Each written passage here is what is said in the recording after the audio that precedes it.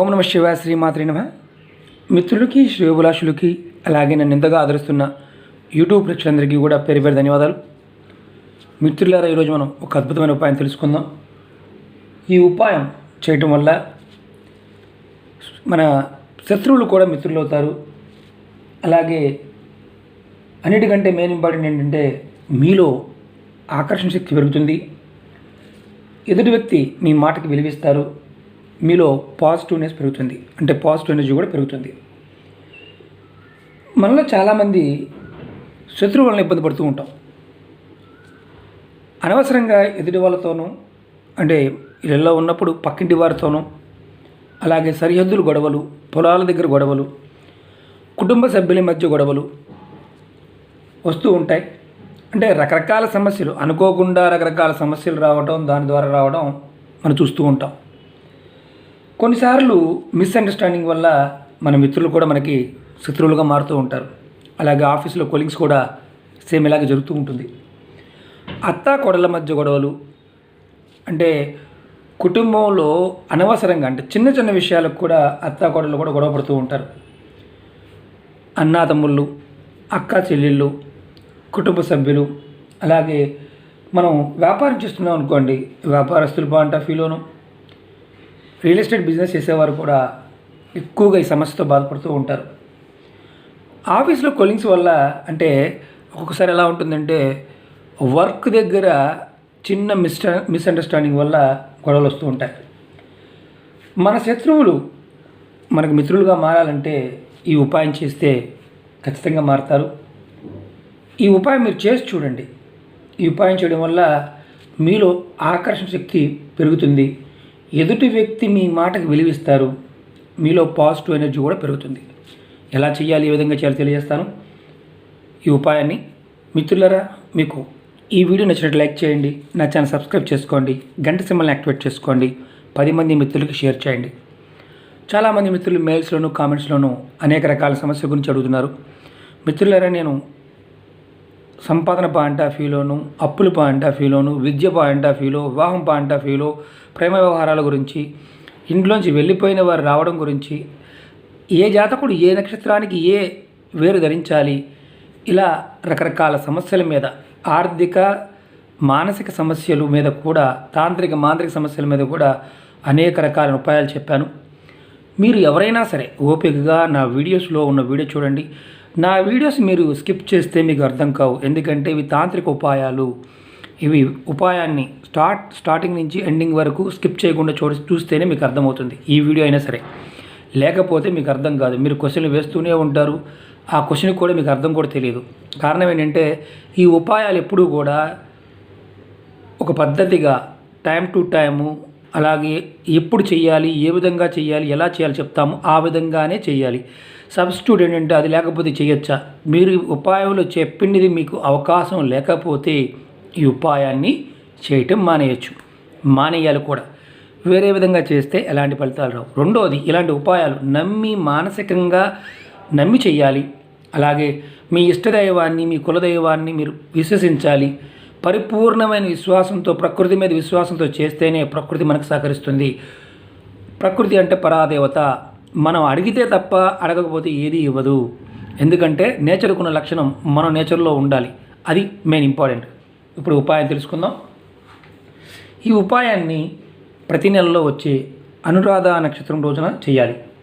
మీరు అనురాధ నక్షత్రం క్యాలెండర్లో చూసుకోండి. మీకు ఏదైనా అనుమానం ఉంటే మీ దగ్గరలో ఉన్న దేవాలయంలో ఉన్న అర్చక స్వామి, అంటే పూజారి గారిని అడగండి, పంచాంగం చెప్పేవారిని అడగండి. మీరు మొబైల్ ఫోన్ వాడేవారైతే మీ గూగుల్లో కూడా అనురాధ నక్షత్రం ఈ రోజున కొడితే వచ్చేస్తుంది. ఆ రోజున చూసుకోండి. చాలా సింపుల్గానే ఉంటుంది, కానీ మనం ఆచరించే విధానంలో జాగ్రత్తగా ఆచరించాలి. ఏ రోజునైతే అనురాధ నక్షత్రం వస్తుందో ఆ రోజున మీ ఇంటి దగ్గర కానీ, మీ దగ్గరలో తోటలో ఉన్నా, ఎక్కడ ఉన్నా మల్లి చెట్టు దగ్గరికి వెళ్ళండి. ఇది మల్లి చెట్టు. నేను మల్లి చెట్టు కొమ్మ చూపిస్తున్నాను మీకు నేను, ఎందుకంటే కుండీ పెడదామంటే పెద్దదైపోతుందని పెట్టలేదు. మీరు వెళ్ళి మల్లి చెట్టుకి నమస్కారం చేసుకొని, ముందు కొంచెం గ్లాస్తో, ఏదైనా స్టీల్ గ్లాస్ అయినా పర్వాలేదు, ఏదైనా లోట అయినా పర్వాలేదు, ఏ గ్లాస్ అయినా పర్వాలేదు, కొంచెం నీరు సమర్పించండి. సమర్పించడం అంటే పోయడం. తర్వాత ఏం చేస్తారంటే మీరు అక్షంతలు తయారు చేసుకోండి. పసుపుతో కలిపిన అక్షంతలు తయారు చేసుకోండి. బియ్యాన్ని పసుపుతో కలుపుకుంటే అక్షంతలు తయారవుతాయి. కొంచెం తయారు చేసుకోండి.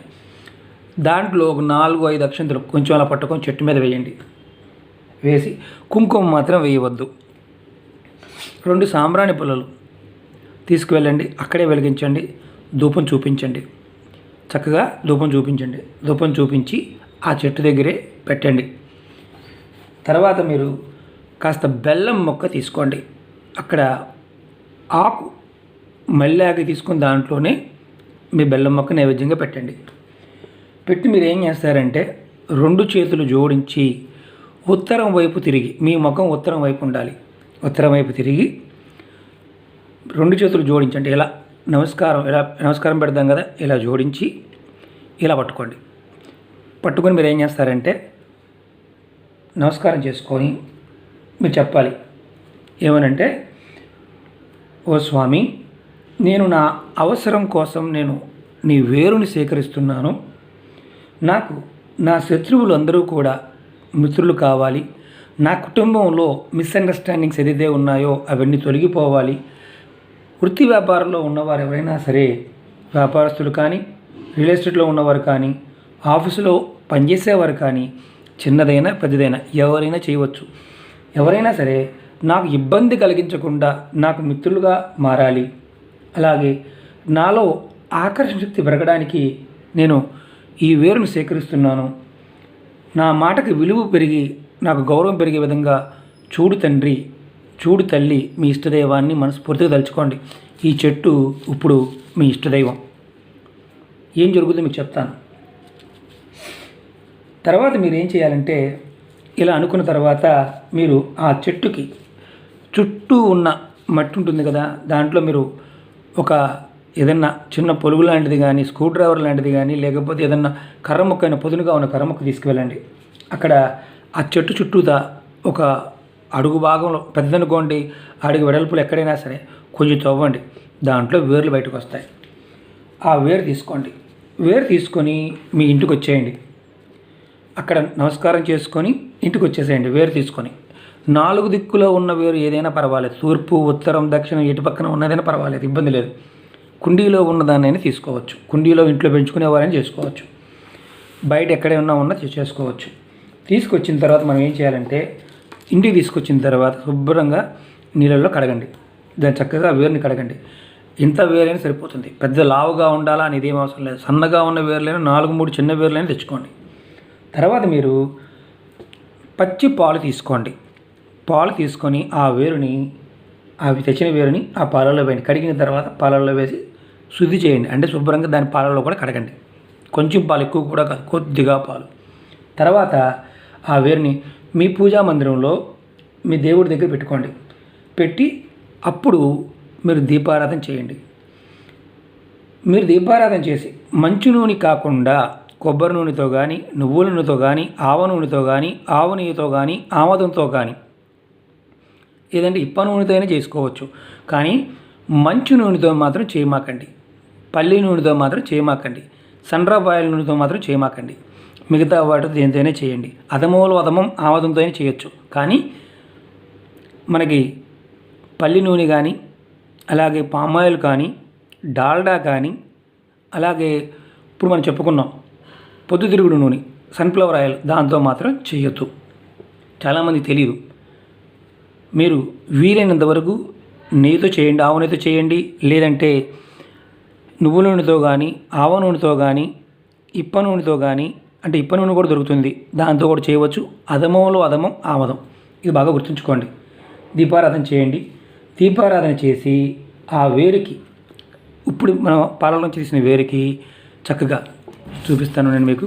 ఎందుకంటే ఇవి ఎన్నిసార్లు చెప్పినా మన మిత్రులకి సమస్య అర్థం కాదు. రెండోది కామెంట్స్ పెడుతూ ఉంటారు, పూర్తిగా చూడరు. ఇది వేరనుకోండి, జస్ట్ మీకు చూపిస్తున్నాను. ఇది వేరనుకోండి.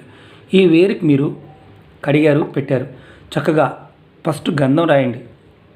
తర్వాత కుంకుమ బొట్టు పెట్టండి. గంధం రాసి కుంకుమ బొట్టు పెట్టండి.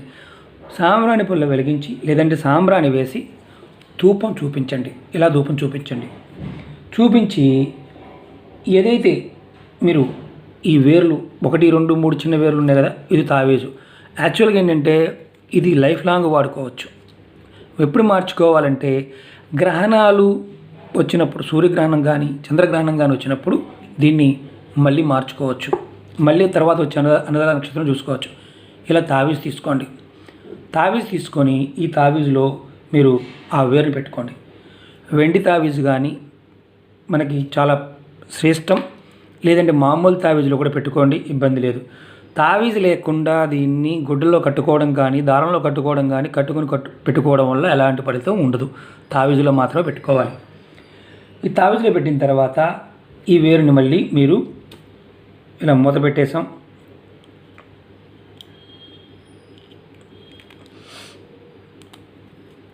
మనం పెట్టేసాం, చూపిస్తున్నాం మీకు. ఈ తావీజుని మీరు గంధాన్ని కాస్త నీళ్ళలో వేసి గంధం కలుపుకోండి, అందుట్లో పెట్టండి, పెట్టి బయటికి తీయండి.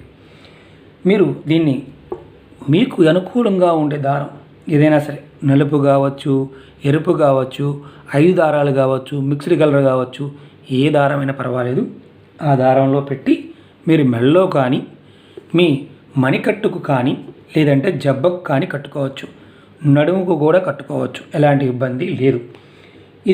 ఈ ఉపాయాన్ని బాగా గుర్తుంచుకోండి, అనురాధ నక్షత్రం రోజున మాత్రమే చేయాలి.